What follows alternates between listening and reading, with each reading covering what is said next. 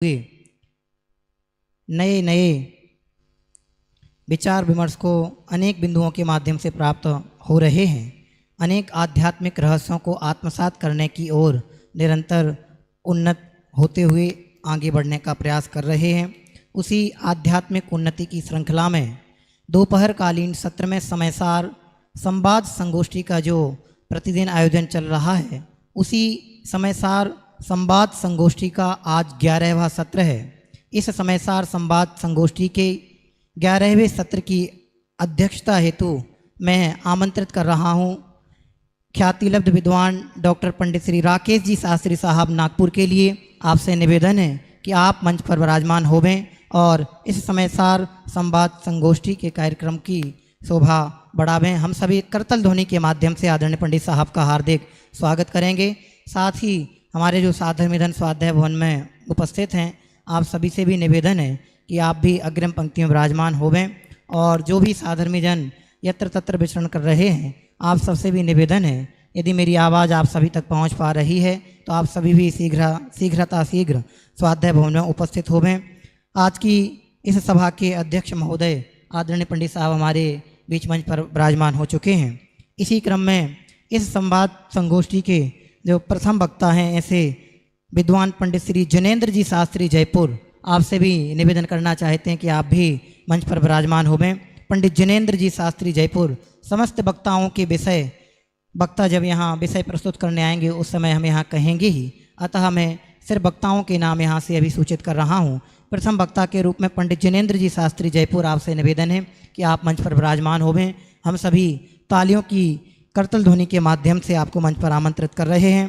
द्वितीय वक्ता के रूप में जिनका हमें लाभ प्राप्त होगा, ऐसे मुमुक्षु आश्रम ट्रस्ट कोटा से पधारे हमारे बीच में आदरणीय विद्वान पंडित श्री अभिनय जी शास्त्री साहब, आपसे भी निवेदन है कि आप भी मंच पर विराजमान होवें। हम सभी तालियों की गड़गड़ाहट के माध्यम से आपका स्वागत करते हुए मंच पर आमंत्रित कर रहे हैं।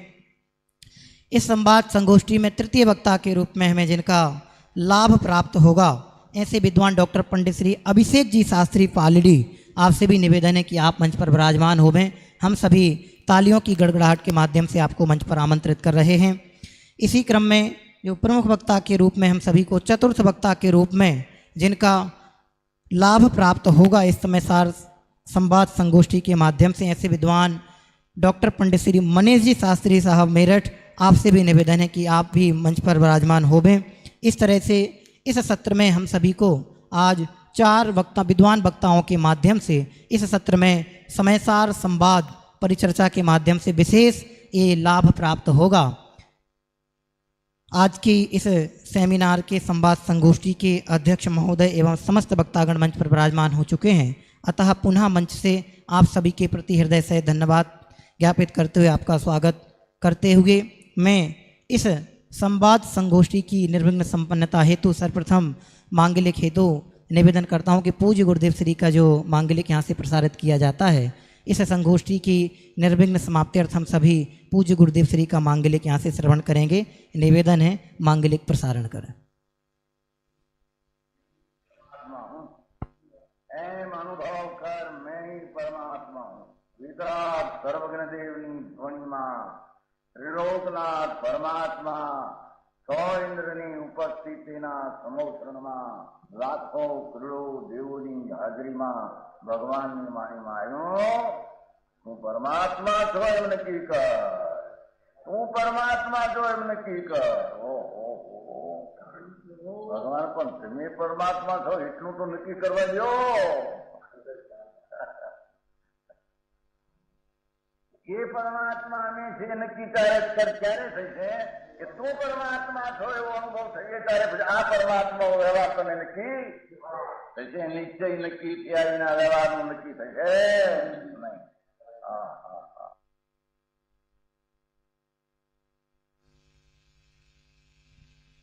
हेलो, हम सभी ने अभी पूज्य गुरुदेव श्री के मुखारबिंद से सीडी के माध्यम से मांगलिक का लाभ लिया।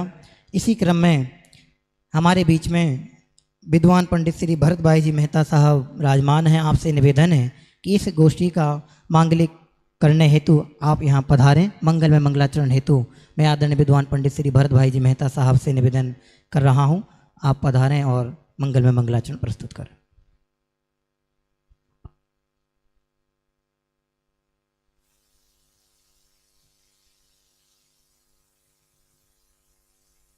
ओम नमः सिद्धेभ्य।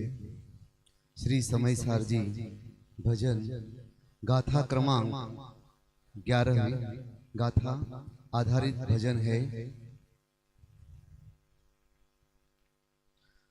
समय सार ही अनंत गुणमय चिदानंद का स्थान है, उसमें ही अपनापन हो तो सम्यक दर्शन ज्ञान है। समय सार ही अनंत गुणमय चिदानंद का स्थान है, शुद्ध नय भूतार्थ है, व्यवहार नय अभूतार्थ है, व्यवहार नय अभूतार्थ है। भूतार्थ का जो आश्रय लेता हो जाता परमार्थ है, हो जाता परमार्थ है। भेद ज्ञान के अवलंबन से निज ज्ञायक पा जाता है। समय सार ही अनंत गुणमय चिदानंद का स्थान है। कतक फल से जल और मल का तत्क्षण भेद हो जाता है, तत्क्षण भेद हो जाता है। भेद ज्ञान से मेरा आत्म कर्मों से भिन्न हो जाता है, कर्मों से भिन्न हो जाता है। शुद्ध नय के अवलंबन से रत्न त्रय पा जाता है। समय सार ही अनंत गुणमय चिदानंद का स्थान है। शुद्ध नय की अपेक्षा से शेष नय अभूतार्थ है, शेष नय अभूतार्थ है। सम्यक दर्शन की प्राप्ति में शुद्ध नय भूतार्थ है, शुद्ध नय भूतार्थ है।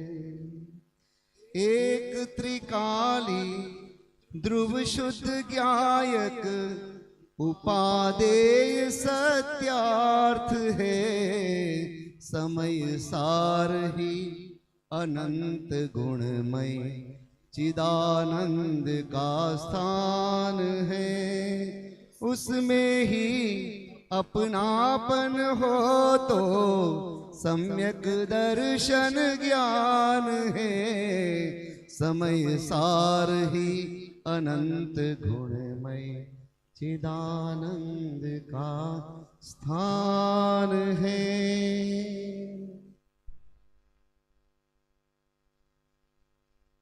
समय सार ही अनंत गुणमय चिदानंद का स्थान है। बहुत ही सुंदर मांगलिक आदरणीय विद्वान पंडित श्री भरत भाई जी मेहता साहब के मुखारबिंद से समय सार जी की 11वीं गाथा के आधार से हुआ। आप बहुत अच्छे विधानाचार्य हैं। अभी प्रतिदिन आप संगोष्ठियों में आपके मुखारबिंद से मंगल में मंगलाचरण का लाभ प्राप्त कर ही रहे हैं, अतः आप सभी आपसे बहुत भली भांति परिचित हैं। मैं अविलंब आज की इस संगोष्ठी के वक्ताओं की ओर आप सभी को ले जाना चाहता हूं, जिसके लिए आप और हम सभी अनेक जिज्ञासाओं को लेकर के यहाँ उपस्थित हुए हैं। मैं सीधे हमारे आज के जो प्रमुख वक्ता हैं आदरणीय विद्वान डॉक्टर पंडित श्री मनीष जी शास्त्री साहब मेरठ, जो कि मंच पर उपस्थित हो चुके हैं, मैं आपसे निवेदन करना चाहता हूं कि आप उपस्थित होकर हम सभी को स्यादवाद विरोधी मान्यताएं इस विषय के माध्यम से लाभान्वित करें। आदरणीय डॉक्टर विद्वान पंडित श्री मनीष जी शास्त्री साहब मेरठ हम सभी करतल ध्वनि के माध्यम से वक्ताओं को यहाँ आमंत्रित करेंगे। अतः आप सभी से निवेदन है, आदरणीय पंडित साहब को हम यहाँ आमंत्रित कर रहे हैं। तालियों की गड़गड़ाहट के माध्यम से हम सभी अपनी अनुमोदना व्यक्त करें। आदरणीय भाई साहब।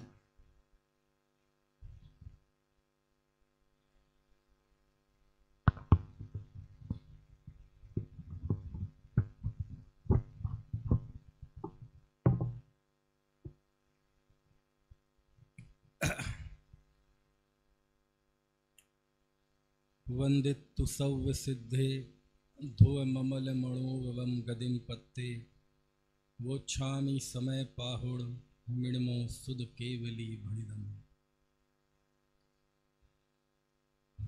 सम्माननीय अध्यक्ष जी, साथी विद्वान वक्ता, आत्मरसिक भाइयों बहनों, सर्वशुद्ध ज्ञान अधिकार जिसकी शुरुआत गाथा 308 से शुरू होती है और 415 अंत तक चलती है। ये 108 गाथाएं सर्व शुद्ध ज्ञान अधिकार, ये समय सार का सबसे बड़ा अधिकार है और सबसे सूक्ष्म भी। जैसे कर्ता कर्माधिकार जीवाजीव अधिकार का ही पार्ट 2 है, उसी तरह सर्व शुद्ध ज्ञान अधिकार भी कर्ता कर्माधिकार का ही पार्ट 2 है।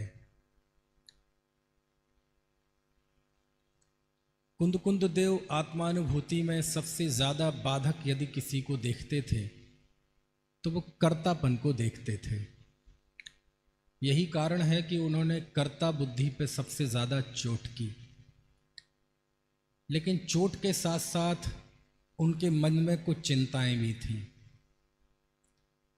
जब 5वीं गाथा में वो प्रतिज्ञा करते हैं, तम एयत बेहत्तम दाये हम अपुड़ो सभी वेण जदि दायेज पमाणम चुक्केज छलमण घेतब्बम। मैं उस एकत्व विभक्त को दिखाऊंगा, निज वैभव से दिखाऊंगा, और यदि कहीं चूक हो जाए तो छल ग्रहण मत करना, अनुभव से प्रमाण कर लेना। कहने का आशय ये है कि कुंद कुंद देव को जब ये लिखना पड़ा कि कहीं चूक हो जाए तो छल ग्रहण मत करना, तो प्रश्न यह है कि चूक होगी किससे? आचार्य के बताने में चूक होगी कि हमारे समझने में चूक होगी? हमारे समझने में चूक होगी।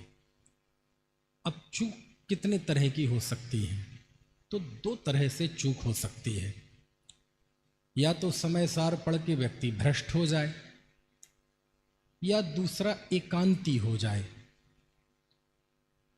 जो भ्रष्ट होने वाली बात है उसकी ज्यादा चिंता कुंद कुंद देव को नहीं है। एक भी गाथा उन्होंने ऐसी नहीं लिखी जिसमें समय सार पढ़कर कोई भ्रष्ट हो रहा हो उसके प्रति चिंता व्यक्त की हो। लेकिन दूसरी चिंता उन्हें बहुत अधिक थी। वो ये थी कि समय सार की प्रूपणा पढ़कर कहीं कोई एकांत का प्रसंग न बन जाए, और वह एकांत का प्रसंग न बने इसके उपक्रम में उन्होंने बहुत कुछ किया। जब कर्ता कर्म अधिकार में भी ये स्थापित कर दिया कि जीव और कर्म इनमें आपस में कर्ता कर्म संबंध नहीं है, निमित्त नैमित्तिक संबंध है। जीव अपने भावों का करता है, ज्ञानी ज्ञान का, अज्ञानी अज्ञान का। तो फिर से वही प्रश्न खड़ा होता है कि शास्त्रों में तो कर्म के कर्तृत्व की निरूपणाएं बहुत हैं, तो वहाँ स्वयं उन्होंने जीव के कर्तृत्व को भी सिद्ध किया। लगभग वही स्थिति सर्वविशुद्ध ज्ञान अधिकार में है। मेरा विषय है गाथा 432 से 448, ये 17 गाथाएं हैं, 332 से 348, और इनमें चूंकि इस अधिकार की शुरुआत होती है गाथा 308 से, और 320 गाथा आते आते तक कुंद भगवान ये कहते हैं कि जैसे आँख है वह कारक नहीं है, दृष्टा है, उसी तरह ज्ञानी भी संवर निर्जरा मोक्ष का भी ज्ञाता है, करता नहीं है। क्योंकि समय सार की पूरी विषय वस्तु को देखा जाए तो आचार्य ने चाहे सर्वशुद्ध ज्ञान अधिकार हो, चाहे कर्ता कर्म अधिकार हो, जीव और कर्म की भिन्नता उन्हें अभीष्ट है कि जीव अपने परिणाम का करता है, पुद्गल अपने परिणाम का करता है। अब जीव ज्ञानी भी है, अज्ञानी भी है, तो अज्ञान दशा में वह अज्ञान का करता है और ज्ञान दशा में वह ज्ञान भाव का करता है। यही बात सर्वशुद्ध ज्ञान अधिकार में चलती रही और अंततः आचार्य ने यही सिद्ध किया कि आत्मा अकर्ता है। अब जब भी अकर्ता की बात आती है तो कुंद देव के मन में फिर से वही एक सवाल कौंधता है, चुक्केज छलम लगे तब्बम, कहीं कोई एकांत ग्रहण न कर लिया जाए। तो उसके बाद आचार्य यहाँ 17 गाथाओं में 2 मान्यताओं को उपस्थित करते हैं कि यदि कोई इसको एकांत से ग्रहण कर ले कि जीव अकर्ता है और जो कुछ भी अद्वसान आदि भाव है या जो कुछ है उनका कर्ता कर्म है, तो वहाँ आचार्य ने एक सांख्य मत को प्रस्तुत किया। और सांख्य मत को प्रस्तुत करते हुए उन्होंने सांख्यों को प्रस्तुत नहीं किया। वो लिखते हैं कि यदि कोई ये माने कि कर्म ही जलाता है, कर्म ही मारता है, कर्म ही दुखी करता है, कर्म ही सुखी करता है, कर्म ही सुलाता है, कर्म ही रुलाता है, कर्म ही जीव को हिंसक करता है, कर्म ही जीव को अहिंसक करता है, कर्म ही जीव को अब्रह्म भाव उत्पन्न करता है, कर्म ही जीव को ब्रह्मचारी बनाता है। यानी जीव का जो कुछ भी है, जीव के साथ जो घटित होता है, उन सबका कर्ता यदि कोई है तो कर्म। और कर्म को ही, जो हमारे यहाँ कर्म है, सांख्यों में उसी से मिलता जुलता और उसी कॉन्सेप्ट को लिए हुए नाम है प्रकृति। वहाँ 2 तत्व हैं, प्रकृति और पुरुष। जैसे हमारे यहाँ सारे विश्व को जीव और अजीव में बांट देते हैं, वहाँ 2 में बांटते हैं, प्रकृति और पुरुष। और पुरुष है आत्मा, जो कि बिल्कुल निरंजन है, शुद्ध है, अकर्ता है, सर्वथा अकर्ता है और सब कुछ करती है प्रकृति, हमारे यहाँ जिसे कर्म कहते हैं। तो यदि कोई ऐसा मानता है कि प्रकृति ही सुलाती है, जगाती है, सुखी करती है, दुखी करती है, तो आचार्य इस अज्ञान का, इस एकांत भाव का खंडन करते हैं। और आश्चर्य तब होता है जब वो ऐसा लिखते हैं कि ऐसे सांख्य उपदेश को यदि कोई श्रवण करता है। अब प्रश्न ये, श्रवण कौन है? अब श्रवण यानी आमतौर पर प्रायः श्रवण मतलब जैन साधु, है ना। ऐसी, अब ये थोड़ा यहाँ प्रश्न विचारणीय है, अभी उस पर बात नहीं करेंगे, फिर कभी करेंगे कि श्रवण का अर्थ क्या जैन साधु ही होता है। ऐसे भी उल्लेख हमने पढ़े कि श्रवण में जो भी निवृत्ति मार्ग अपनाते हैं कठोर तपश्चरण का, वो सब श्रवण कहलाते हैं। लेकिन फिलहाल अभी हम श्रवण का अर्थ जैन साधु ही लेते हैं कि यदि ऐसा उपदेश कोई जैन साधु करते हैं। अब प्रश्न उठता है कि क्या जैन साधुओं में भी ऐसे सांख्य मतानुयायी होते हैं? नहीं, ऐसे सीधे सीधे कोई सांख्य या बौद्ध मतानुयायी नहीं होता। लेकिन कई बार हम बाहर में आचरण की दृष्टि से जैन होते हैं, लेकिन हमारे अंदर बहुत सारी गलत धारणाएं ऐसी होती हैं, मान्यताएं ऐसी होती हैं कि हम समझते हैं जैन मान्यता है, जबकि वो एकांतिक मान्यता होती है। जैसे निश्चयाभास है, जैसे व्यवहाराभास है। साधना के क्षेत्र में जो निश्चयाभास है, व्यवहाराभास है, दार्शनिक क्षेत्र में क्या एकांत हो सकता है, वो वहाँ कुंद देव ने खड़ा किया। अब वो कहते हैं कि यदि कर्म ही करता है तो आत्मा तो अकर्ता सिद्ध होगा।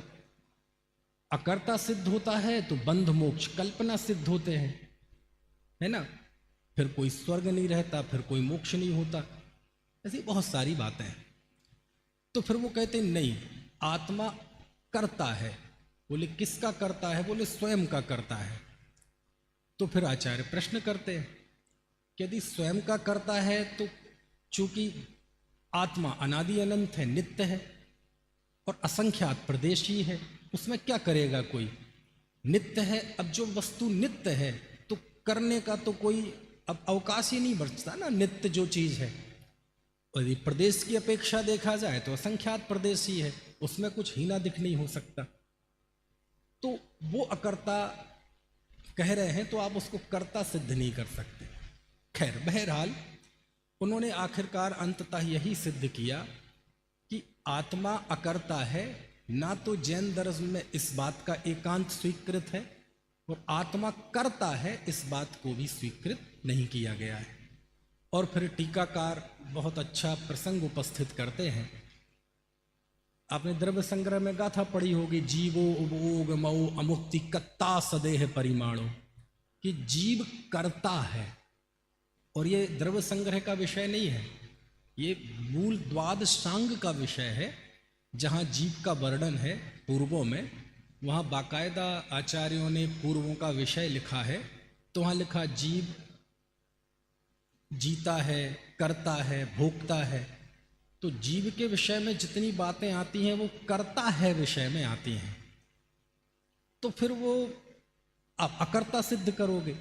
तो फिर उन्होंने एकांतिक दृष्टि का निषेध करते हुए लिखा कि जीव कर्म का करता नहीं है, जीव अपने भावों का करता है। अज्ञान दशा में वह अज्ञान का करता है, और यदि वह अज्ञान दशा छोड़े तो ज्ञान भाव में स्थित होकर ज्ञान भाव का कर्ता बनता है। तो दोनों ही एकांत का निषेध किया। उसी सिलसिले में फिर उन्होंने बौद्धों की मान्यता का भी खंडन किया, क्योंकि बौद्ध ऐसा एकांत से मानते हैं कि जैसे सांख्य मानते हैं कि वस्तु हमेशा, आत्मा हमेशा शुद्ध एक अकर्ता रहता है, ऐसा एकांत से मानते हैं। वहाँ बंद मोक्ष की कल्पना हम जिसे व्यवहार कहते हैं वो कहते हैं वो है ही नहीं। इससे उलट बौद्धों की मान्यता है। वो ये कहते हैं कि जीव एक भी क्षण स्थिर नहीं रहता। आज जो जीव कर्म कर रहा है वो अलग है, और उसका फल भोगने वाला है वो अलग है। तो ये भी एकांत है, और उस एकांत का भी वो खंडन करते हैं। कि टीकाकार ने बड़ी अच्छी बात प्रस्तुत की कि यदि करने वाला अलग है और भोगने वाला अलग है, आत्मा ऐसा यदि अस्थिर है तो फिर प्रत्यभिज्ञान कैसे होता है कि मैं वही हूं। आज से 20 साल पहले कुछ हुआ, मैं वही हूं।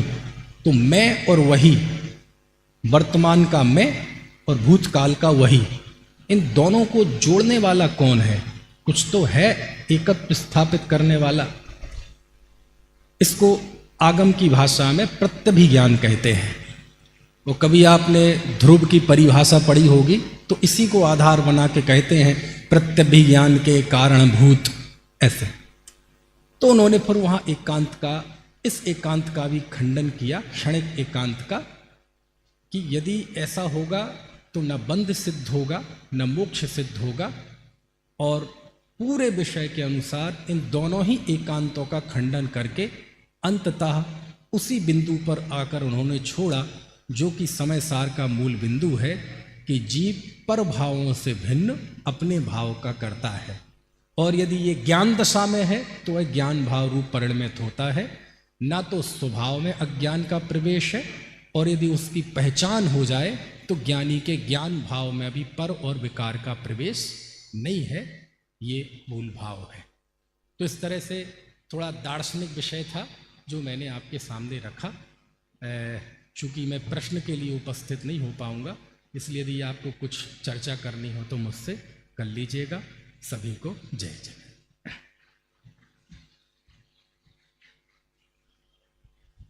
इसको है बहुत ही सुंदर विषय आदरणीय भाई साहब ने स्यादवाद विरोधी मान्यताएं, इस विषय को अपने मुखारबिंद से हम सभी के बीच में समय सार जी के ग्रंथाधिराज समय सार जी के सर्वशुद्ध ज्ञानाधिकार की गाथाओं के माध्यम से स्पष्ट किया। और एक विशेष बात जो आदरणीय भाई साहब ने कही है कि संपूर्ण समयसार में आचार्य महाराज को जीव और कर्म की भिन्नता ही अभिष्ट है और उसके ही स्पष्टीकरण के लिए संपूर्ण समयसार का उद्घाटन हुआ है। हम सभी को भी समयसार ग्रंथादिराज के माध्यम से इस तथ्य को स्वीकार करते हुए अपने आत्मोत्थान के कार्य को प्रगति प्रदान करने के लिए पुरुषार्थरत होना चाहिए। बहुत बहुत धन्यवाद आदरणीय भाई साहब के प्रति जिन्होंने यहाँ उपस्थित होकर के अपना विषय बहुत सरल सुगम शब्दों में स्पष्ट किया। अब मैं अपने इस संगोष्ठी के प्रथम वक्ता जो हमारे बीच में थे पंडित जिनेंद्र जी शास्त्री जयपुर, आपको यहाँ आपके विषय आत्मा के अकर्तृत्व भाव की सिद्धि के प्रस्तुतिकरण के लिए यहाँ आमंत्रित कर रहा हूँ। आप सभी से निवेदन है कि आदरणीय पंडित श्री जिनेंद्र कुमार जी शास्त्री साहब जयपुर का करतल ध्वनि के माध्यम से हार्दिक स्वागत करें। जिनेंद्र जी जयपुर।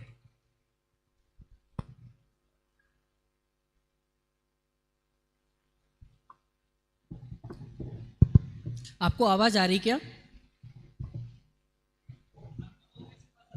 यहाँ ऊपर थोड़ी सी नहीं आ रही थी इसलिए पूछा, नीचे आवाज आ रही ना? चलिए ठीक है, आ रही है, पीछे सबको पहुंच रही है। हाथ जोड़ ले सभी। सर्व विशुद्ध ज्ञानाधिकार का जो मंगलाचरण है वो बोलेंगे। उक्त भाव है स्वांग सब सर्व विशुद्ध स्वभाव, स्वांग नहीं वह मूलता आत्म वस्तु स्वभाव, स्वांग नहीं वह मूलता आत्म वस्तु स्वभाव। सर्व विशुद्ध ज्ञानाधिकार में भगवान आत्मा के अकर्ता अभोक्ता सर्व विशुद्ध ज्ञान के स्वरूप को स्पष्ट किया जा रहा है। क्या है सर्व विशुद्ध ज्ञानाधिकार? ये चर्चा सारी कर्ता कर्म अधिकार में हो गई थी, कर्ता कर्म संबंधी। फिर क्या जरूरत पड़ी आचार्य देव को कि 100 गाथाएं और लिख के एक नया पूरा अधिकार बनाया, उसी चर्चा का विस्तार किया। तो दोपहर की सवा है, थोड़े से आप अभी छठे सातवें में झूल रहे हैं, तो मैं थोड़ा सा एक सरलता से बात प्रस्तुत करता हूँ कि कल यहाँ पर एक निबंध लेखन प्रतियोगिता हुई थी, ऐसे राइटिंग कंपटीशन हुआ था आदरणीय राकेश जी भाई साहब की अध्यक्षता में और निर्णायकत्व में, और अभी उसका रिजल्ट आया, अभी 10 मिनट पहले ही डिक्लेयर्ड हुआ। और उस निबंध लेखन प्रतियोगिता का सब्जेक्ट क्या था पता है आपको? आत्मा के अकर्तृत्व भाव की सिद्धि। आप सब ने, किसी ने 20 पेज, किसी ने 30 पेज, किसी ने 40 पेज, बहुत अच्छे अच्छे निबंध लिखे हैं।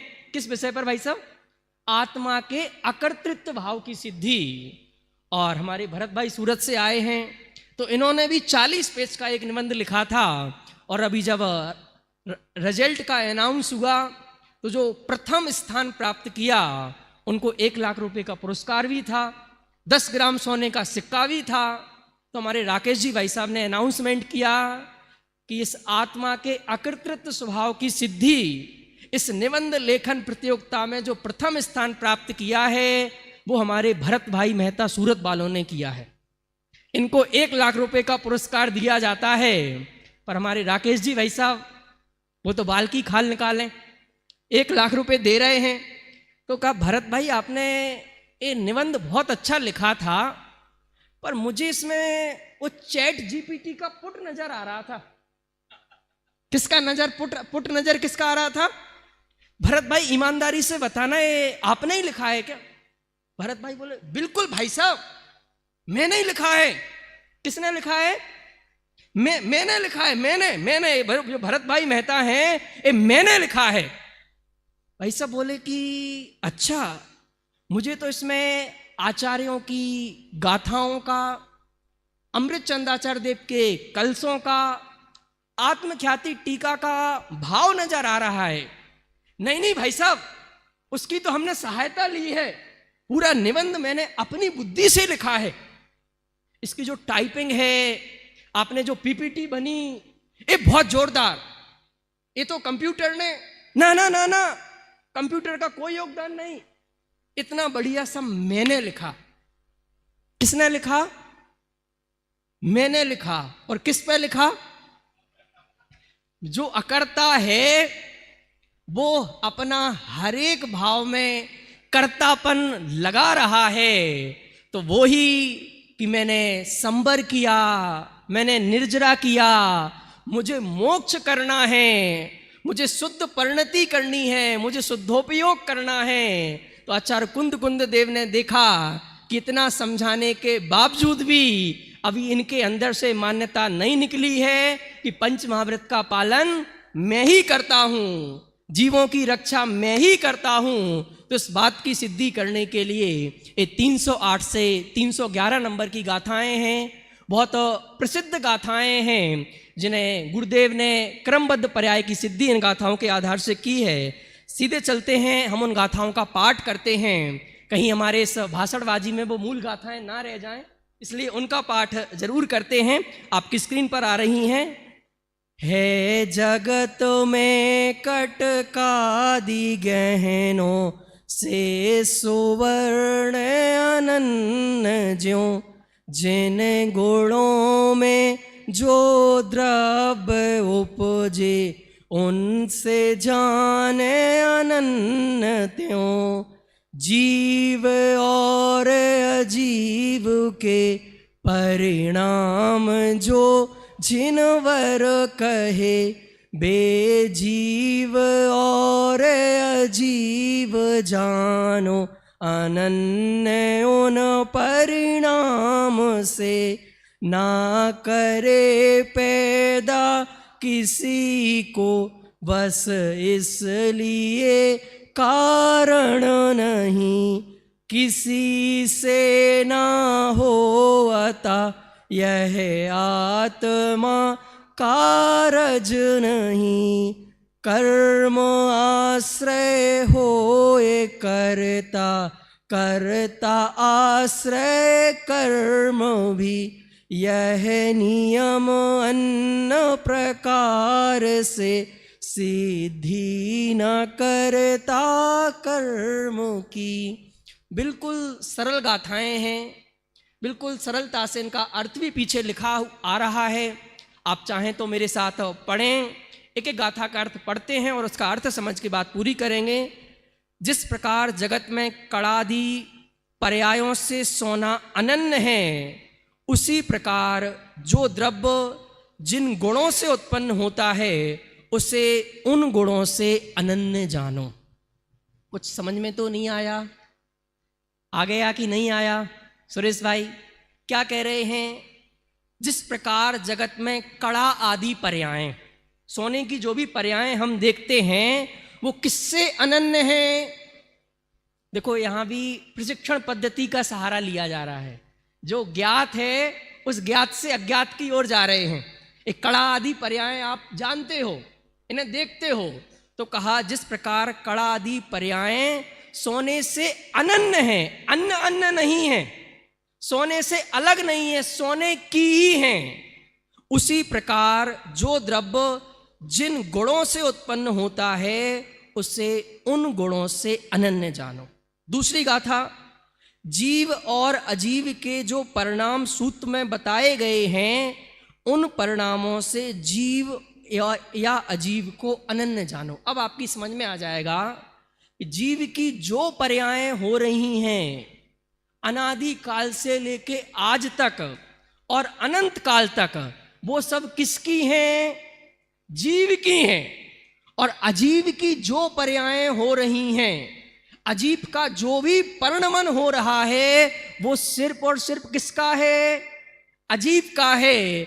जीव का कोई भी परिणमन अजीब का नहीं है, अजीब का कोई भी परिणमन जीव का नहीं है। क्यों नहीं है? क्योंकि वह उससे अनन्य नहीं है, उनमें कारण कार्य संबंध नहीं है, कर्ता कर्म संबंध नहीं है। तीसरी गाथा, यह आत्मा किसी से उत्पन्न नहीं हुआ, इस कारण किसी का कार्य नहीं है। क्या बोला? आत्मा कार्य नहीं है। क्यों कार्य नहीं है? क्योंकि वो किसी से उत्पन्न नहीं हुआ।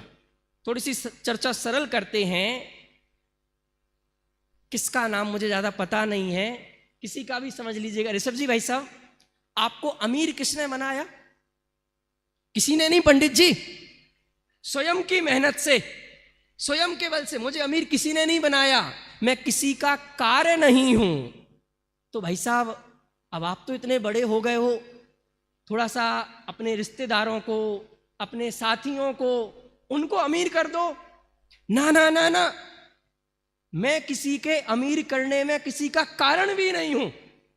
तो आत्मा किसी से उत्पन्न नहीं हुआ, इसलिए किसी का कार्य नहीं है, और किसी को उत्पन्न नहीं करता, इसीलिए आत्मा किसी दूसरे द्रव्य का कारण भी नहीं है। अब एक एक द्रव्य पे लगाओ। अजीव किसी दूसरे द्रव्य का कार्य नहीं है, और किसी दूसरे द्रव्य को उत्पन्न करने का कारण भी नहीं है। कर्म के आश्रय से होता है, कर्ता के आश्रय से कर्म उत्पन्न होते हैं। अन्य किसी भी प्रकार से कर्ता कर्म की सिद्धि नहीं देखी जाती। बस टीका की एक लाइन पढ़ेंगे और फिर अपन इसको समराइज कर देंगे। प्रथम तो यह जीव क्रम नियमित अपने परिणामों से उत्पन्न होता हुआ जीव ही है, अजीव नहीं। इसी प्रकार अजीव भी क्रम नियमित परिणामों से, अपने परिणामों से उत्पन्न होता हुआ अजीव ही है, जीव नहीं। कुछ समझ में आया कि नहीं आया? जीव अपने परिणामों से उत्पन्न होता हुआ जीव ही है, और अपने कैसे परिणामों से? अपने क्रम नियमित परिणामों से। और एक क्रम नियमित परिणाम कब तक के? अनादि से अनंत काल तक के एक एक परिणमन बिल्कुल सुनिश्चित है, उसमें कहीं कोई गुंजाइश ही नहीं है।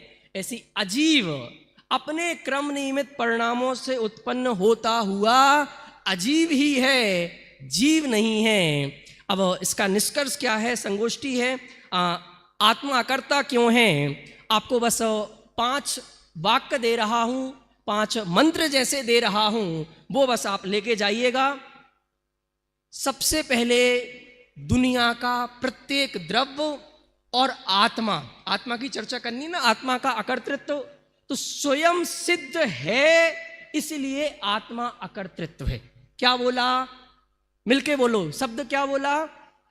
सुरेश भाई क्या शब्द है?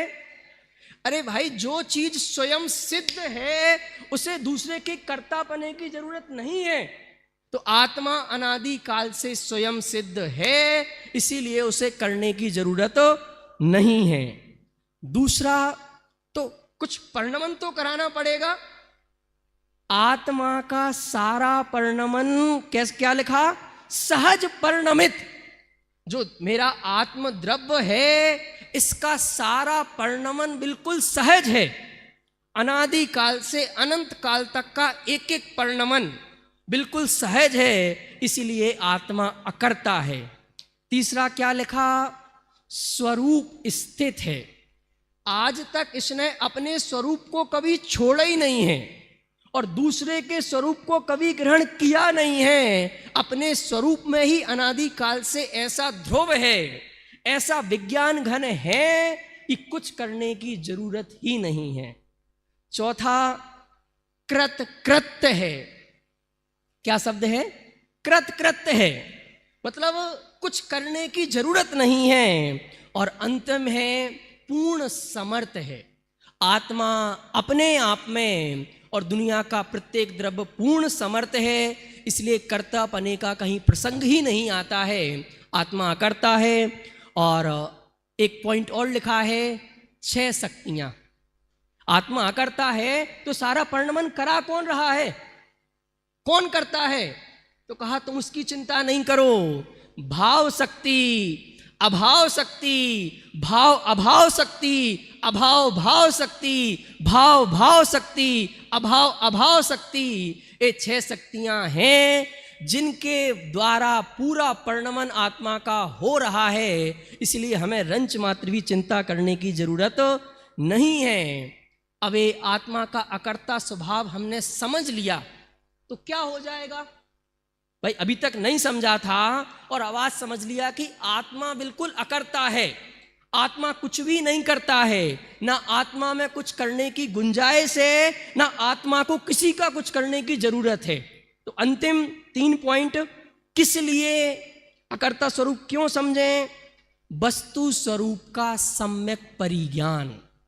जैसे ही मुझे आत्मा का अकर्ता स्वभाव का पता चल जाता है तो मुझे वस्तु स्वरूप में अभी तक ये जो बुद्धि है ना, फेर फार की बुद्धि, मुझे ये करना है, ये करना है, आत्मा में ऐसा करना है, आत्मा को शुद्ध करना है, आत्मा में संवर करना है, आत्मा में निर्जरा करना है, शुद्धोपयोग करना है, कह रहे कुछ भी नहीं करना है, ऐसा वस्तु स्वरूप का सम्यक परिज्ञान हो जाता है। इसके बाद क्या लिखा है, क्या आ जाती है अकर्ता स्वभाव समझने से? पूर्ण निर्भरता। एक पंक्ति लेके जाइएगा, यदि निर्भर नहीं होगा तो भव से पार नहीं होगा। क्या बोला? आत्मानुभूति कब होती है?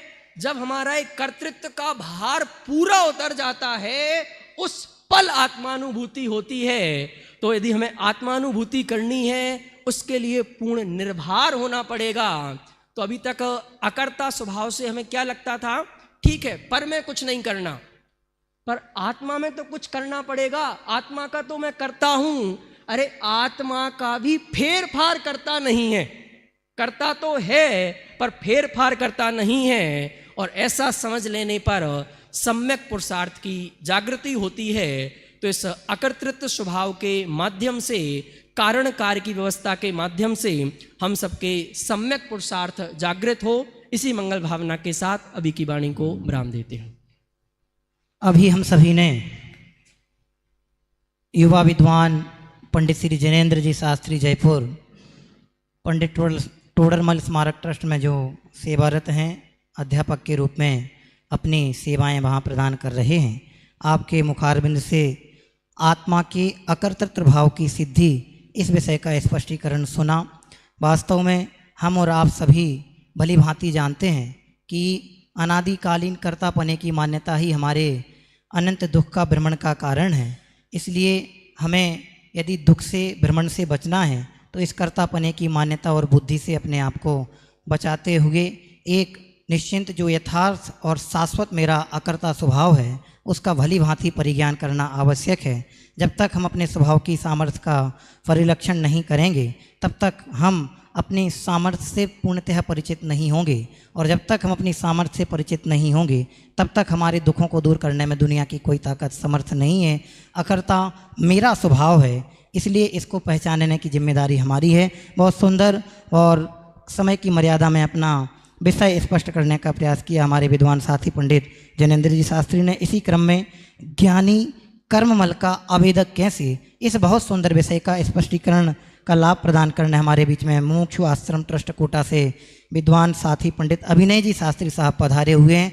करतल ध्वनि के माध्यम से हम सभी आपका स्वागत करते हैं और आपसे निवेदन है कि हमें लाभ प्रदान करें। ज्ञानी कर्ममल का आवेदक कैसे। हेलो, वंदित्व सौविसिद्धे। सम्माननीय मंच, उपस्थित साधर्मी जन, सादर शुद्धात्म वंदन। गाथा 7 हैं, छंद 3 है। गाथा नंबर 314 से लेकर के 320 तक अपना यह प्रकरण हम समझने वाले हैं। पूरा प्रकरण समझने के लिए बहुत समय की आवश्यकता है, जो उपलब्ध नहीं है।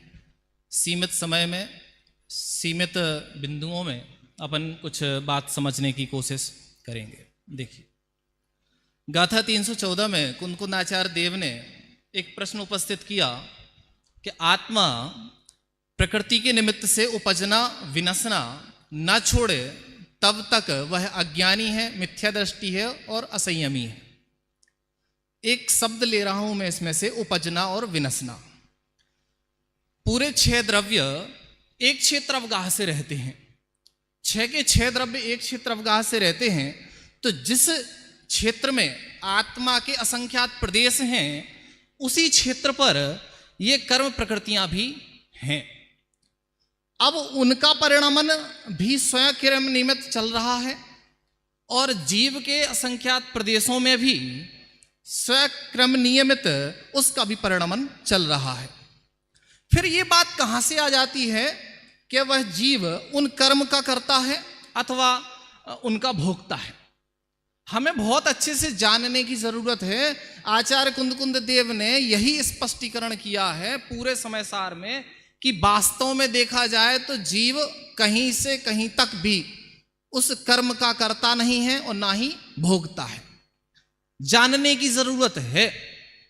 जो कुछ भी कर्तापन दिख रहा है, भोक्तापन दिख रहा है, वो मात्र ज्ञान में ही झलक रहा है।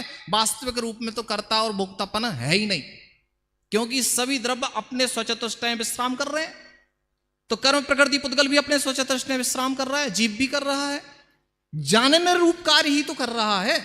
तो उपजना विनशना अज्ञानी की मान्यता में बैठा हुआ है, और वह अज्ञानी की मान्यता अज्ञानी बनाती है, वह मान्यता मिथ्या दृष्टि बनाती है, और वही मान्यता उसको असंयमी बनाती है।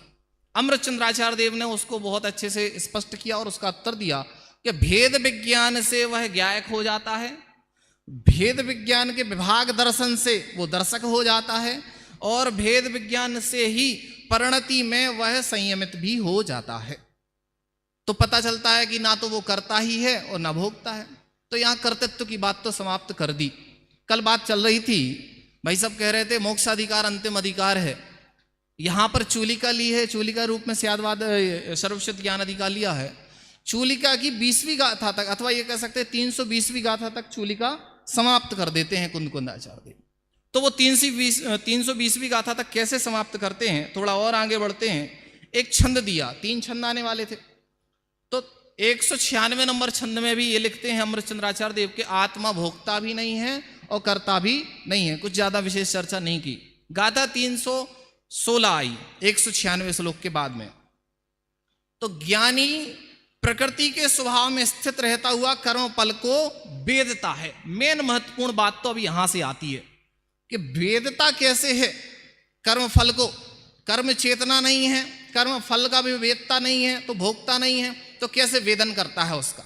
उसके वेदन के संबंध में वहां पर यह समझाया कि अगला एक श्लोक दिया उनने अमृतचंद्राचार्य देव ने 197, और उसमें यह लिखा कि अज्ञानी पर को अपना स्वभाव जानता है, इसीलिए वह उसमें स्थित होता है और उस पर का वह वेदक कहा जाता है। तो कहते हैं ठीक है, ज्ञानी के लिए फिर कहा कि ज्ञानी है कि नहीं है, तो बोले ज्ञानी नहीं है, तो बोले सिद्ध करके दिखाओ। तो गाथा 317 में फिर सिद्ध भी किया।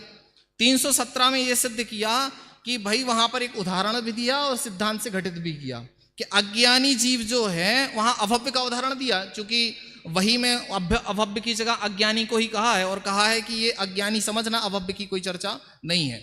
तो अज्ञानी की मान्यता में यह बैठा हुआ है कि वह पर को अपना स्वभाव जानता है, उसमें को वेदन करता है। तो कहते हैं शास्त्रों को अच्छे से पढ़ लेवे तो वह अभव्य प्रकृति का, वो अभव्य कह सकते हैं वहां अज्ञानी का, अज्ञानी तो भी अपने अज्ञान का नाश नहीं कर पाता, और अपने आप तो वो कर ही नहीं सकता। और उदाहरण वहां पर दिया सर्प का। तो मेरी एक आदत है, मैं उदाहरण में थोड़ा घुस जाता हूं। लोग बोलते हैं उदाहरण एक देश होता है, लेकिन मैं उदाहरण में बहुत घुसता हूं। तो सर्प के संबंध में मैं वो चला गया अंदर, बोला क्या जरूरत है सर्प की। तो सर्प में एक थैली होती, विष की थैली, और लोग कहते हैं कि सर्प को दूध पिलाया जाता है। सर्प को दूध भी नहीं पिलाया जाता है। सर्प अगर दूध पी ले तो उसको अपच का कारण होता है और वो जहर को निगल देता है। तो कहते हैं लेकिन फिर भी उसके जहर बनता है थैली में। अब वो अलग अलग है, किसी के दांत में जहर होता है, किसी की थैली होती है, वो अलग अलग सर्पों की अलग अलग चर्चा है। मैं उस तरह ज्यादा नहीं पढ़ रहा। मुझे ये पतना कहना है कि सर्प स्वयं भी विष को नहीं उगलता, और मीठा दूध पिलाने के बाद भी वह विष को नहीं उगलता। ऐसे ही आचार्य देव कहते हैं अज्ञानी जीव जो है वह अपने आप भी अज्ञान भाव को नहीं छोड़ता, और जिनागम का अथवा कह सकते हैं द्रव्य श्रुत का भाव ग्रहण करते हुए भी वह उसको, भाव कैसे ग्रहण करेगा, द्रव्य श्रुत का अनुसरण ग्रहण करते हुए भी वह अपने अज्ञान भाव को नहीं छोड़ता। गजब की बात है।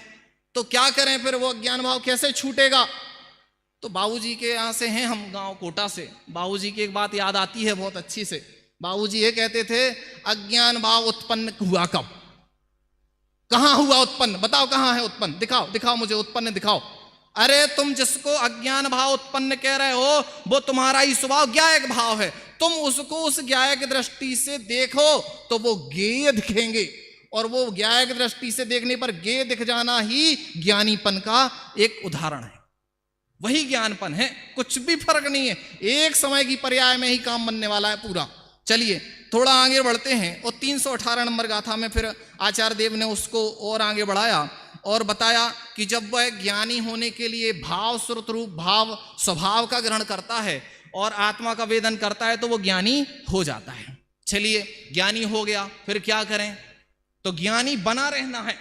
ज्ञानी होना अकेला काम का नहीं है, ज्ञानी बना रहना बहुत जरूरी है।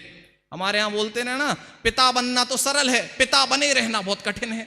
ऐसे ज्ञानी बनना तो सरल है, ज्ञानी बने रहना कठिन है। ऐसे ज्ञानी तो बन जाते।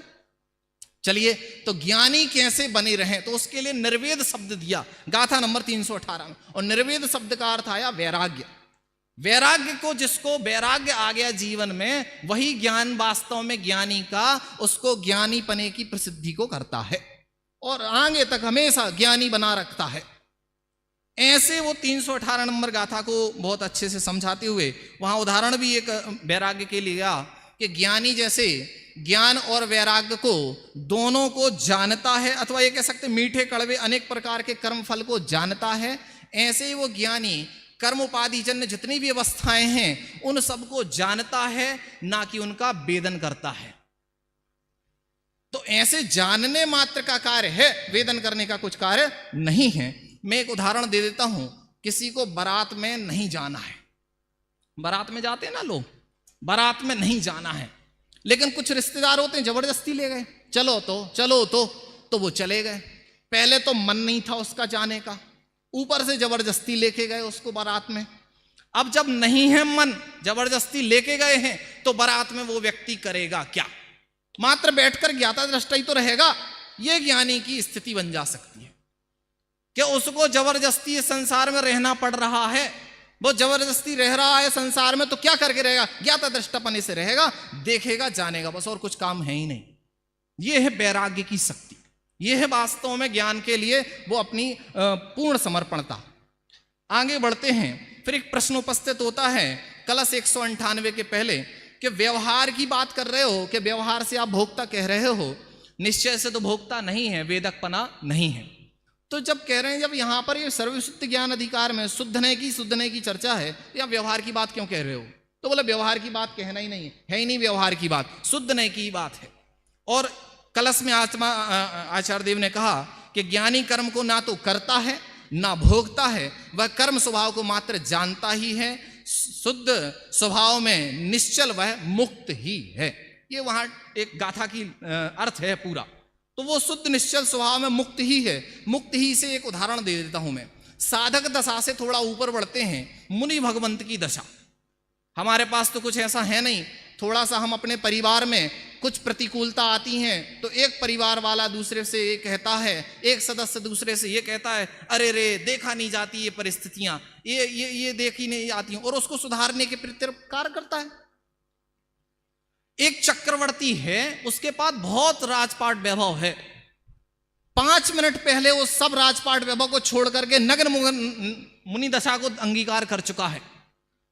अभी 5 मिनट पहले वो गृहस्थी के परिणाम, उस चक्रवर्ती के सारे वैभव के परिणाम थे जिसमें वो उनका कर्ता भोक्ता बना हुआ था व्यवहार की दृष्टि से। निश्चय से तो वहां पे भी वो ज्ञायक था, लेकिन फिर भी लोगों को दिखता तो था ना करता हुआ पूरे राजपाट वैभव को। लेकिन 5 मिनट के बाद ही मुनि दीक्षा ले ली, और 5 मिनट के बाद में अब उसके सामने उसकी पत्नी, बहन, भाई, बंधु वर्ग सब खड़े हुए, पूरा सब समाज खड़ा हुआ।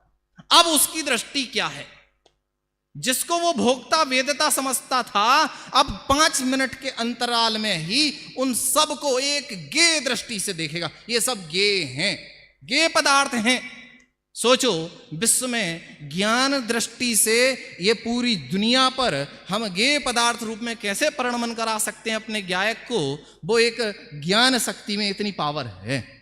ऐसी बात करते हुए अंत में 2 गाथाएं 319 और 320 का उदाहरण देते हुए आचार्य देव इस प्रकरण को समापन करते हैं और कहते हैं कि वो भोक्ता वेदता नहीं है, वो तो अज्ञानी का काम है, ज्ञानी उस कर्म को वेदता भोक्ता नहीं है। तो बोलते हैं क्या करता है ये तो बताओ मुझे। तो करते हैं कि वो मात्र जानता है, भोगता नहीं है। तो इसकी सिद्धि करी और 320 गाथा, जो गुरुदेव श्री की फेमस गाथा थी, गुरुदेव श्री को बहुत पसंद गाथा थी, इस पर बहुत सारे प्रवचन भी किए उन्होंने। और इस गाथा में एक उदाहरण सहित उनने सिद्धांत सहित समझाया। क्या समझाया? कहते हैं कि जैसे आंखें अग्नि को जलाती नहीं हैं और उस जलन का वेदन भी नहीं करती हैं, उसी प्रकार ज्ञानी भी इस संसार में रहता हुआ भी ना तो अज्ञान भाव का करता है और ना अज्ञान भाव का भोगता है। क्या गजब भाव है! कोई वेदन नहीं करता अज्ञान भाव का, कर्म परिणति का, कर्ममल का। वो मात्र अपने ज्ञायक का ही वेदन करता है, ज्ञायक का ही अनुभवन करता है, अपने चतुष्टय में जाने की कोशिश करता रहता है। ऐसे टंकोत्कीर्ण चिंतन में ज्ञायक ज्ञायक ज्ञायक ज्ञान में चलने वाली बात से वो अपने आप को ज्ञायक ही देखता है और समस्त रूप से वो अपने स्वभाव में लीन रहता है। एक दृष्टांत देकर मैं अपनी बात को विराम करता हूं, बस 2 मिनट का लेता हूं। कल प्रकरण पढ़ रहा था, मेघनाद और कुंभकर्ण का क्या रोल था अथवा उनकी क्या गलती थी। और रावण के कुल में थे, युद्ध भी लड़ा, शक्तियां थी, सब हो गया। लक्ष्मण राम ने उनको बांध लिया और अपने यहां पर लाकर बंदी गृह में रख लिया। अष्टानी का पर्व आए, दोनों सेनाओं का शांति हुई, वो अपने उसमें काम चलने लगा। लक्ष्मण को शक्ति लगी थी, वो भी सब ठीक हो गया। फिर उसके बाद में राम और रावण के दोनों के बीच में संवाद हुआ। कैसे संवाद हुआ? वहां रावण ने सीता को कुछ कहा, यहां उनके दूत ने राम से कुछ कहा। वो भी नहीं, मैं आपको बताता हूं, आप पढ़ लीजिएगा। मैं आपको मुद्दे की बात ये बताता हूं कि वहां पर जो रावण के संबंध में सीता से जो बात कही कि मैंने ये प्रस्ताव भेजे हैं और मेरे पास बहुरूपणी विद्या सिद्ध हो चुकी है, अब मैं किसी भी प्रकार से तुम्हें प्राप्त कर सकता हूं, राम के ऊपर विजय प्राप्त कर सकता हूं। सीता मूर्छित हो गई राम के पास।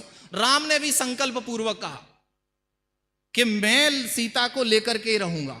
यहां मुनिराजों के उदाहरण दे सकता हूं। मुनिराज भी अपने 28 मूल गुणों का पालन जानबूझ करके करते हैं, ज्ञायक पने रहते हुए भी।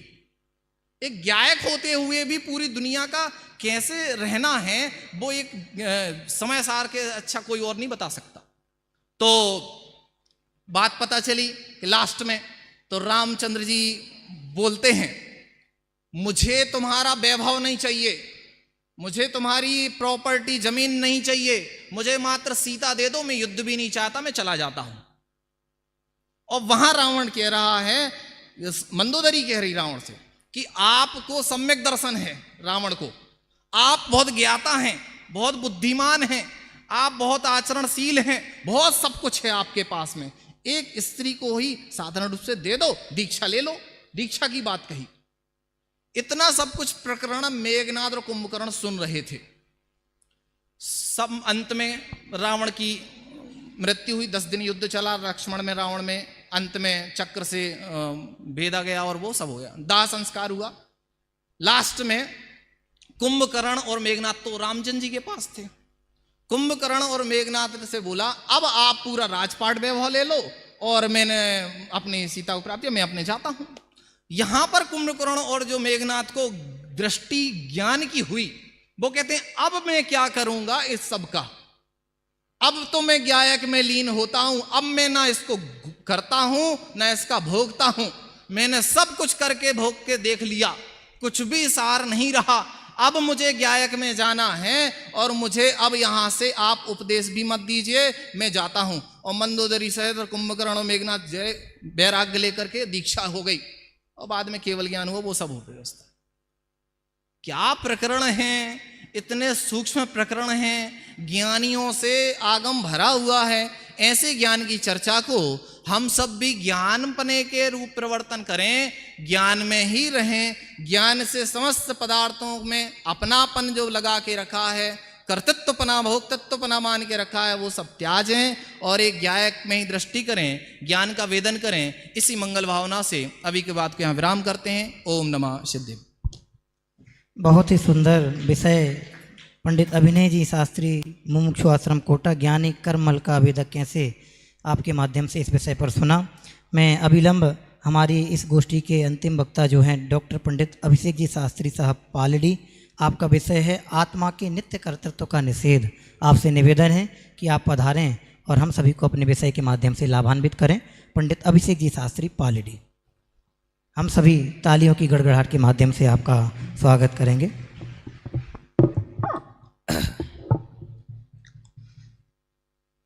नमः समय साराय स्वानुभूत्या चकासते चित्स्वभावाय भावाय सर्वभावांतरच्छिदे।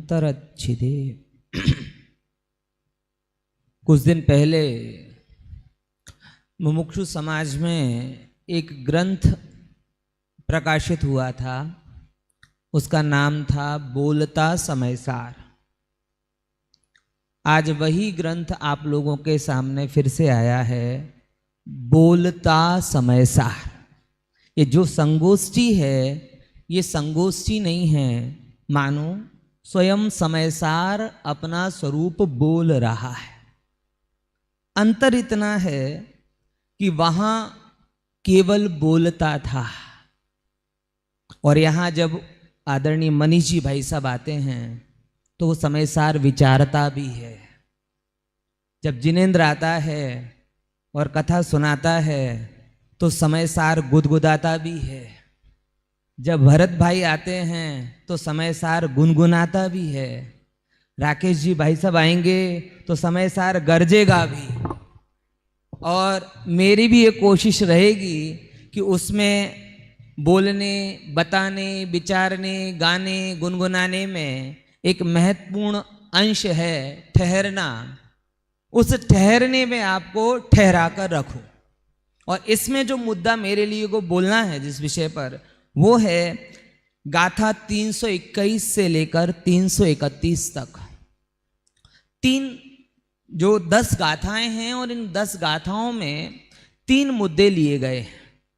और इस पूरे प्रकरण की शुरुआत जिस सुंदर कलश से होती है वो एक प्रकार से हमारे लिए संसार के रण में खड़े रहने की संजीवनी बूटी है। अमृतचंद्र आचार्य अमृत बरसाते हुए कहते हैं, नास्ति सर्वोपि संबंधा स्वद्रव्य परद्रव्ययो, कि आत्मा और परद्रव्य के बीच में कोई संबंध ही नहीं। और यही बात अगर हम समझ जाएं तो सारे जगत में जो जितनी मान्यता संबंध के नाम से कर्ता कर्म कारण आदि की खड़ी होती हैं वो सारी मान्यताओं का एक सिरे से समाधान हो जाता है। संबंध है ही नहीं। लौकिक में भी कहा जाता है, न्यारो पूत पड़ोसी दाखन, कि जब मेरा किसी के साथ संबंध ही नहीं है तो मैं क्या करूं। अगर मेरे बेटे ने कोई गलती भी कर दी है, हम कर देते हैं कि भैया इसके साथ मेरा कोई संबंध नहीं है, ये देखो विज्ञप्ति छाप दी हमने। कई बार जो पिताजी अपने बेटों से त्रस्त होते हैं ना, अखबार में विज्ञप्ति छाप देते हैं कि मेरा बेटा से मेरा कोई संबंध नहीं है, उसके लेने देने के बारे में मुझसे कोई प्रश्न ना कहा जाए। ऐसे यहां पर स्वद्रव्य और परद्रव्य के बीच में सर्व प्रकार के संबंधों का अभाव कर दिया। और ये बात जब आगे बढ़ी तो उन्होंने, अगर अपन कहना कि 3 रूप में हमें इस बात की सिद्धि की कि जहां जहां अगेन एंड अगेन हम अपने कर्तृत्व की सिद्धि करते हैं। समय कम है इसलिए 3 मुद्दों को अपन समराइज कर देते हैं। भैया आपको अगर समझ में आए तो पीछे गाथा बैक में चला देना। 321 से लेकर 323 गाथा तक, यहां पर जो आचार्य भगवान ने ये 3 गाथाएं दी, ये जो कर्तृत्व के बारे में सबसे बड़ी भूल है और जो जैनों में भी चल रही है। कई जगह जैनों में भी आपको मिल जाएंगे। हमारे बुंदेलखंड में आजकल एक नया टाइटल चलता है, बड़े बाबा ब्लेस यू। ये क्या है? गॉड ब्लेस यू हट गए तो बड़े बाबा ब्लेस यू आ गए। महावीर स्वामी सबकी रक्षा करें, महावीर स्वामी सबका भला करें, प्रभु आपकी कृपा से सब काम हो रहा है, मैं तो नहीं हूं काबिल सब नाम हो रहा है। तो ऐसी जो मान्यता है, आचार्य भगवान उनको हिंट करते हुए लौकिक मान्यताओं को बताते हैं। 321 से 323 गाथा में कहते हैं जैसे जगत में कोई दुनिया को पालने वाला विष्णु नहीं है, दुनिया को बनाने वाला विधाता नहीं है और दुनिया को नष्ट करने वाला कोई शिव नहीं है, अगर आप जैन होकर के भी ये मान्यता रखते हो तो आप उनकी भांति आप भी निर्वाण को नहीं पा पाओगे। उन्होंने एक शब्द बोला है, वो टर्म है लौकिक में और लोकोत्तर में। भाई साहब को बहुत अच्छे से पता होगा कि जब जब भी दर्शन में लौकिक बोला जाता है तब बोले जाते हैं रामायण महाभारत की दंत कथाएं, और जब लोकोत्तर बोला जाता है तब बोला जाता है आगम साहित्य। तो जो जैन होकर के, श्रमण होकर के भी ये दंत कथाओं की भांति ये बात बोल रहे हैं तो आचार्य कहते हैं कि तुम्हें भी उनके जैसे निर्वाण नहीं होगा। लौकिक कथा मतलब इनका तो खंडन धर्म परीक्षा ग्रंथ में अमित गति आचार्य देव ने किया, मोक्ष मार्ग प्रकाशक में रामायण महाभारत की दंत कथा की क्या कहते हैं, कैसी कैसी दंत कथा है कि कुंती क्या कहते हैं, कर्ण सूरज से पुत्र उत्पन्न हुआ, ये दंत कथा, ये लौकिक साहित्य। हनुमान जी के पसीने से एक पुत्र हुआ, अगस्त ऋषि ने 3 चुल्लू में समुद्र पी लिया। तो जिनकी ये मान्यता है जिन ग्रंथों में, उनको लौकिक साहित्य कहा जाता है। ध्यान से समझिएगा, लौकिक मतलब लोक में चलने वाला। आज के समय में संस्कृत, ये क्या कहते हैं, फिजिक्स, केमिस्ट्री, मैथ से ये लौकिक की बात नहीं है। दर्शन में जब जब भी लौकिक बोला जाएगा तब तब दर्शन में लौकिक का मतलब रामायण महाभारत आदि ऐसा साहित्य बोला जाता, और लोकोत्तर बोला जाएगा तब धार्मिक जैन साहित्य कहा जाएगा। तो जैसे जिनका खंडन किया वही मान्यता यहां पर ले आओ, बस नाम बदल दो। वहां वो अन्य अन्य नाम से, रिद्धि सिद्धि के नाम से या किसी नाम से करते, आप भगवान महावीर के नाम से कर दो। तो ये तो वही बात हुई ना कि दूध की बोतल में वही शराब पीना। तो बोतल बदल लेने से शराब की मादकता थोड़ी कम हो जाएगी। चाहे वो शराब की बोतल में शराब पिए, चाहे दूध की बोतल में शराब पिए, नशा दोनों जगह होगा। चाहे लौकिक साहित्य को मानने वाला ईश्वर को कर्ता माने, चाहे लोकोत्तर साहित्य को मानने वाला ईश्वर को कर्ता माने, दोनों ही एक से संसार में रुलेंगे। ऐसी स्पष्ट गर्जना अमृतचंद्र आचार्य देव और कुंद आचार्य देव ने की। ये बात यहां पर पूरी हो। एक और यहीं से एक बात आती है चूलिका। ये जो चर्चा प्रारंभ हुई ना, जैसे कि भाई अविचल ने बोला, यहां से चूलिका प्रारंभ होती है। जैसे ना आचार्य ने चूलिका की बड़ा सुंदर अर्थ दिया, जिसका मैं 1 सेकंड के लिए ज्यादा विस्तार नहीं कहूंगा। ऋषभ जी भाई साहब 3 अर्थ किए चूलिका के, कि विशेष व्याख्यान करना चूलिका है, उक्त अनुक्त का व्याख्यान करना चूलिका है, और उक्त अनुक्त का मिश्रित व्याख्यान करना भी चूलिका है। चूलिका की डेफिनेशन क्या, हम रिसर्च करते हैं, अपेंडिक्स डाल देते हैं उसमें। क्या मतलब है उसका, बोले कुछ चीज को विशेष बताना हो, कुछ कही कुछ अनकही बातें बतानी हो, और कुछ कही और अनकही दोनों को मिलाकर के बताना हो, तो इन तीनों के लिए चूलिका प्रयोग की जाती है। तो ऐसी यहां पर बात आई। एक बहुत अच्छी बात वहां पर निकलकर सामने आती है कि अगर किसी को यह समझना हो कि जैन मत में ब्रह्मा विष्णु महेश आदि का क्या स्वरूप है, तो उनको जयसेन आचार्य की 327वें नंबर की गाथा देखनी चाहिए। इसके बाद गाथा आगे बढ़ती है, 324 से 327 नंबर की गाथा आती है, और 324 से 327 नंबर की गाथा में लौकिक व्यवहार में जिनके साथ संबंध है उनका निषेध किया गया है। इसको मैं अगर सरल सी भाषा में कहूं कि हम अलग अलग प्रकार से बात करते हैं, तो ये मेरा परिवार है, ये मेरा घर है, ये मेरी दुकान है, तो कहा जाता है माना नहीं। इसको एक कवितात्मक रूप में कहूं तो अध्यात्म में ये धोखा खुद को दिया नहीं जाता, अध्यात्म में ये धोखा खुद को दिया नहीं जाता, अपना कहा जाता है, अन्य को माना नहीं जाता। ये अन्य को अपना कहा जाता है। समकिति भी ये कहते गांव मेरा है, ये मेरा है, वो मेरा है। गुरुदेव से भी प्रश्न किया किसी ने कि ये श्रीमद जी का भी तो परिवार था, तो गुजराती समझता था ना, तो कहे कि भाई एक केम के अमारू परिवार, अमारू परिवार। तो गुरुदेव स्पष्टता करते हैं, અમારું એટલે અમારું નથી. એટલે નથી, મારું એટલે મારું. तो जे मारू નથી એ અમારું છે. तो ये इस गाथा का मूल आता है 324 से 327 नंबर की गाथा में.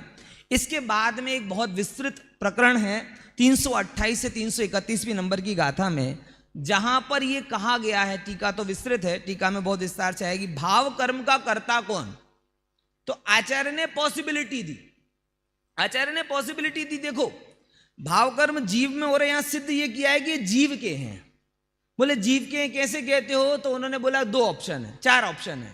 अगर कर्म के मानोगे, भाव कर्म कर्म के मानोगे, तो कर्म को चेतन बनना पड़ेगा अथवा जीव को जड़ बनना पड़ेगा. 2 में से कौन सा मंजूर है. बोले नहीं नहीं, दोनों मंजूर नहीं. एक काम करते हैं ना, बीच का रास्ता, गुजराती स्टाइल, कहीं समझी लो ना, कहीं तमारू ना कहीं अमारू. तो बोले आचार्य फिर वहां आपत्ति करते हैं कि अगर दोनों के मानोगे तो दोनों को फल भोगना पड़ेगा, जबकि वो भी पॉसिबल नहीं है. बोले नहीं नहीं, एक काम करो, चर्चा ही मत करो, राग आदि मेरे नहीं, ऐसी चर्चा करो. बोले मेरे नहीं है, सर्वथा किसी के बिना मानोगे तो स्वभाव हो जाएंगे. तो बड़ी समस्या है कि शुरुआत में 50 से 55 में इन्हें कर्म का सिद्ध किया, अब यहां पे कर रहे हैं कि जीव के ही हैं.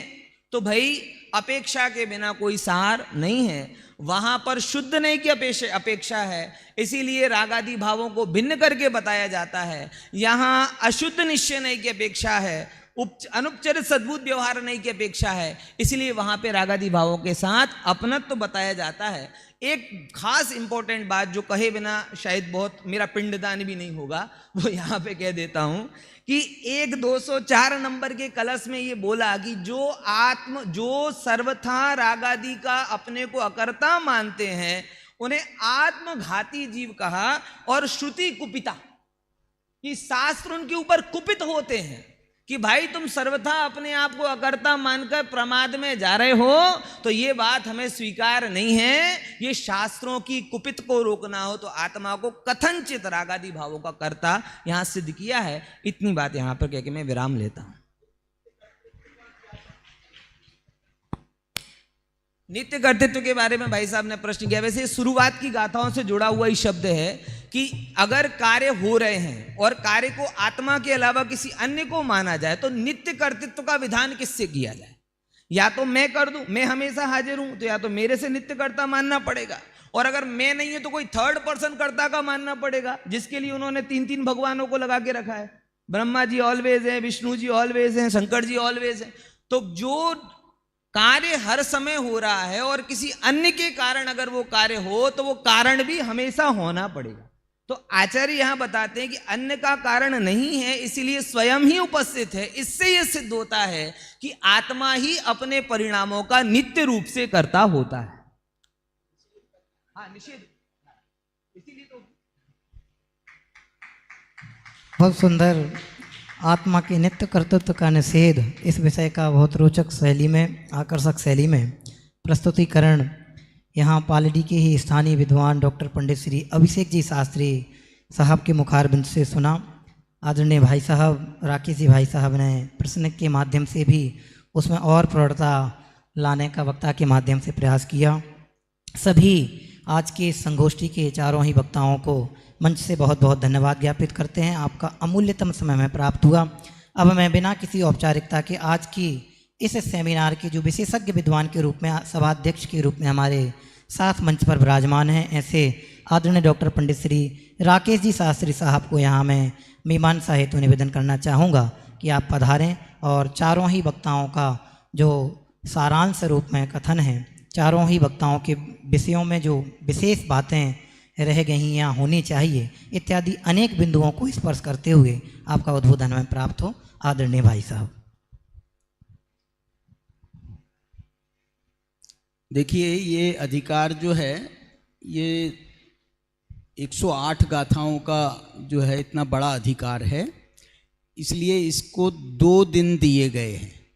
आज सर्वविशुद्ध ज्ञान अधिकार का पूर्वार्ध था, जो ये 344 या 348 गाथा तक की जो शुरुआत में जिन्हें अपने मनीष जी भाई साहब ने जो विषय अपना रखा था, उनको थोड़ा परिवार में वहाँ तकलीफ़ है, और कुछ मतलब ऐसे समाचार आए थे उनको, कोई हॉस्पिटलाइज हुआ है, तो इस कारण से वो अपना वक्तव्य दे करके शायद चले गए हैं, या कोई विशेष काम था उनको, इस कारण से उनको जाना पड़ा। और उसके बाद में हमारा विषय जो है वो शुरुआत 308 गाथा से शुरुआत जो हुई है वो हमारे दूसरे वक्ता से हुई, इसलिए आज अभी 4 विषय हुए हैं सर्वविशुद्ध ज्ञान अधिकार के, और 4 विषय जो हैं कल चलेंगे सर्वविशुद्ध ज्ञान अधिकार के ही।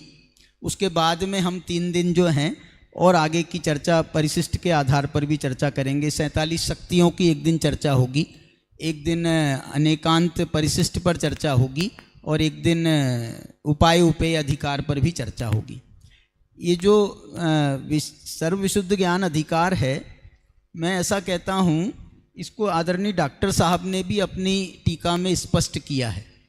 मालूम क्या हुआ है कि मोक्ष अधिकार तो खत्म हो गया 307 गाथा पर, अब इसके बाद में 308 से लेकर के 320 गाथा तक, माने कितनी गाथाएं? 13 गाथाएं। ये 13 गाथाओं में उन्होंने मोक्ष अधिकार की चूलिका लिखी है, ये मोक्ष अधिकार की चूलिका है। और 308 से ही उन्होंने सर्वविशुद्ध ज्ञान अधिकार चालू भी कर दिया, तो वो जो है वो 308 से लेकर के 415 तक के पूरा समय सार की चूलिका है, और 320 गाथा तक के मोक्ष अधिकार की चूलिका है। आदरणीय डॉक्टर साहब ने इसमें 455 नंबर पेज पर और 457 नंबर पेज पर, ये दोनों जगह इन दोनों चूलिकाओं का उल्लेख किया है मोक्ष अधिकार की। और ये जैसेनाचार्य का जो है ये संदर्भ विशेष है। मैं आपको ये कहना चाहता हूँ, सर्वविशुद्ध ज्ञान अधिकार का जो मेन टारगेट है वो क्या है, मेन विषय क्या है, सर्वविशुद्ध ज्ञान अधिकार का मुख्य विषय क्या है। बाकी अधिकारों का, उसका जीव अजीव अधिकार का जीव अजीव विषय है, उसका पुण्य पाप विषय है, उसका कर्ता कर्म विषय है, उसका संवर आश्रव निर्जरा सब विषय अलग अलग हैं। सर्वविशुद्ध ज्ञान अधिकार का क्या विषय है? तो कोई कहता है त्रिकाली ध्रुव भगवान आत्मा को बताना है सर्वविशुद्ध ज्ञान अधिकार में, कोई कहता है कि सर्वविशुद्ध ज्ञान अधिकार में मोक्ष में जो है आत्मा सर्वविशुद्ध हो जाती है तो उसको बताना है। देखो, मेरे को यदि आप पूछोगे ना तो वास्तव में कुंदाचार्य हर अधिकार हर ग्रंथ में अपना विषय कहने के बाद अंत में दूसरे ग्रंथ की भूमिका बना देते हैं। जैसे समय सार में उन्होंने मोक्ष अधिकार तक तो ग्रंथ पूरा हो गया, अब उनको दूसरा ग्रंथ लिखना है प्रवचन सार, तो प्रवचन सार की भूमिका उन्होंने यहाँ पर बनाई है। जो वहाँ पर ज्ञान तत्व प्रज्ञापन से शुरू हुआ है ना, तो यहाँ पर इस सर्वविशुद्ध ज्ञान अधिकार के द्वारा वास्तव में सम्यक ज्ञान, सम्यक दर्शन के साथ में सम्यक ज्ञान होता है क्या नहीं होता है? तो वो ये कह रहे हैं समय सार में मेरे को बताना तो सम्यक दर्शन का वर्णन है, लेकिन इस सम्यक दर्शन के साथ में सम्यक ज्ञान भी होता है। इसलिए सर्वविशुद्ध ज्ञान अधिकार में उन्होंने पूरे ज्ञान के जितना भी उसके दोष हैं, ज्ञान के जो भी दोष हैं उन सब दोषों का निराकरण किया, एकांत का निराकरण किया है, वो कर्तृत्व का निराकरण किया, भोक्तृत्व का निराकरण किया, नित्य कर्तृत्व का निराकरण किया, अन्य मतांतरों का निराकरण किया। तो ये सब सम्यक ज्ञान की शुद्धि करा रहे हैं। ये सम्यक ज्ञान की शुद्धि होने से इसका नाम सर्वविशुद्ध ज्ञान अधिकार रखा है। माने सर्वविशुद्ध का मतलब है सम्यक तो सहित जो ज्ञान है वो सम्यक ज्ञान का अधिकार है, ये इसका विषय है।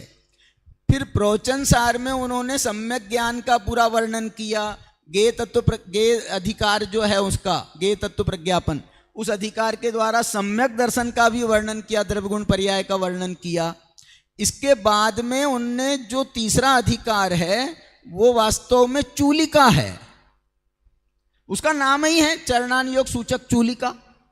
तो चरणान योग सूचक चूलिका में उन्होंने फिर नियम सार की भूमिका बना दी या अष्टपाहुड़ की भूमिका बना दी, क्योंकि उसमें पूरा मुनि धर्म का वर्णन उन्होंने चरणान योग सूचक चूलिका में किया है। तो इसके बाद में फिर उन्होंने नियम सार समझ लो ग्रंथ लिया। अब बताओ नियम सार की चूलिका क्या है? तो नियम सार की चूलिका है शुद्धोपयोग अधिकार। जो 12वां अधिकार है वो शुद्धोपयोग अधिकार वास्तव में नियम का नहीं है। नियम तो जो है, जो उसके पहले मोक्ष मार्ग का वर्णन उसको नियम के वर्णन में कहेंगे। शुद्धोपयोग में उन्होंने अरहंत और सिद्ध दशा का वर्णन किया है, इसलिए उस शुद्धोपयोग के फल का वर्णन उन्होंने उसमें किया है। शुद्धोपयोग के फल को उन्होंने शुद्धोपयोग नाम से वर्णन किया है। तो ये जो है उसकी चूलिका है। और बताऊं, पंचास्ति काय संग्रह ग्रंथ जो है, ये पंचास्ति काय संग्रह ग्रंथ सबसे पहला ग्रंथ है। इसमें उन्होंने द्रव्यों का वर्णन किया, इसमें पंचास्तिकाय का वर्णन किया, इसमें 9 तत्वों का वर्णन किया, इसमें 9 पदार्थों का वर्णन किया, 7 तत्वों का वर्णन किया। इन सब के माध्यम से क्या प्रस्फुटित हुआ उसकी भी चूलिका है। पंचास्तिकाय की चूलिका का नाम है मोक्ष मार्ग प्रपंच चूलिका। तो ये सारे ग्रंथों में कुंदकुंदाचार्य ने चूलिकाएं लिखी, और उसके बाद में जब टीकाकारों ने टीकाएं लिखी तो उन्होंने अपनी अपनी चूलिका और लिखी। ये बहुत ही जो है वैज्ञानिक जो दृष्टि से ये पंच परमागमों का विवेचन है। ऐसे ही मैंने आपको सुबह बताया था, अष्टपाहुड़ के 6 पाहुड़ तो मूल ग्रंथ के पार्ट हैं, फिर लिंग पाहुड़ और शील पाहुड़ जो है ये अष्टपाहुड़ की चूलिकाएं हैं। बहुत अच्छा विषय हमारे सभी विद्वान साथियों ने प्रस्तुत किया। और अभिषेक से मेरे को जो पूछना था, मैं इसमें बहुत देर से देख रहा था कि ये 10 गाथाएं 11 गाथाओं में आखिर ये नित्य कर्तृत्व का निषेध कहाँ पर आ रहा है, मेरे समझ में अभी भी नहीं आया है। तो नित्य कर्तृत्व का जो निषेध है, मतलब आप यदि एक द्रव्य को दूसरे द्रव्य का या पूरे विश्व का कर्ता, ब्रह्मा को मानो, विष्णु को मानो, या महेश को मानो, किसी को भी मानो, या उसको मानो, ईश्वर को मानो, तो नित्य कर्तृत्व का प्रसंग आता है। माने वो एक ही कार्य हमेशा नित्य हमेशा होते रहना चाहिए, एक ही कार्य निमित्त हमेशा होते रहना चाहिए। ये कार्य बदल नहीं सकते फिर आप कि एक समय में दूसरा करेगा। वो माने फिर ब्रह्मा जो है अपनी मर्जी से काम नहीं कर सकता, उसको तो जो काम सौंपा है वो नित्य वो करे, विष्णु नित्य वो करे, महेश नित्य वो करे।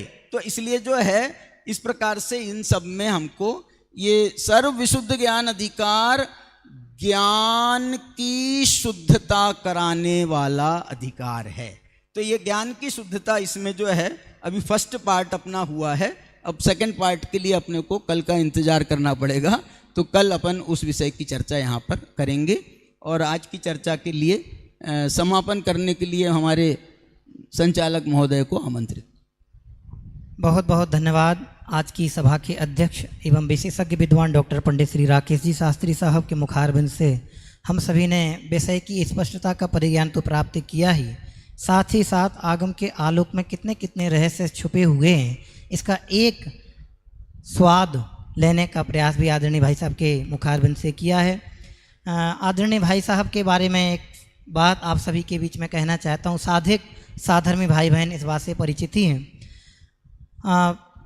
लगभग जब से कोरोना का टाइम प्रारंभ हुआ था उसके पूर्व से ही अनेक ग्रंथों के माध्यम से, जूम के आधार पर, जूम के द्वारा एक विशेष संगोष्ठियों का शुभारंभ आपके माध्यम से किया गया था, जिसमें इसी तरह की ही विषय की स्पष्टता को लिए हुए शब्दशः परिचर्चाएं विद्वानों के मुखारबिंद से प्रारंभ हुई थीं, जिसमें आपने अनेक ग्रंथों के आधार से अनेक विषयों को स्पष्ट करने का शब्दशः प्रयास किया है, जो कि एक श्रेयस्कर कार्य है। और पूर्व में जिस दिन आदरणीय भाई साहब का यहाँ सम्मान ट्रस्ट के द्वारा किया गया था, उस दिन तो भाई साहब के माध्यम से हमने आदरणीय भाई साहब की विशेषताओं का परिज्ञान प्राप्त किया ही था।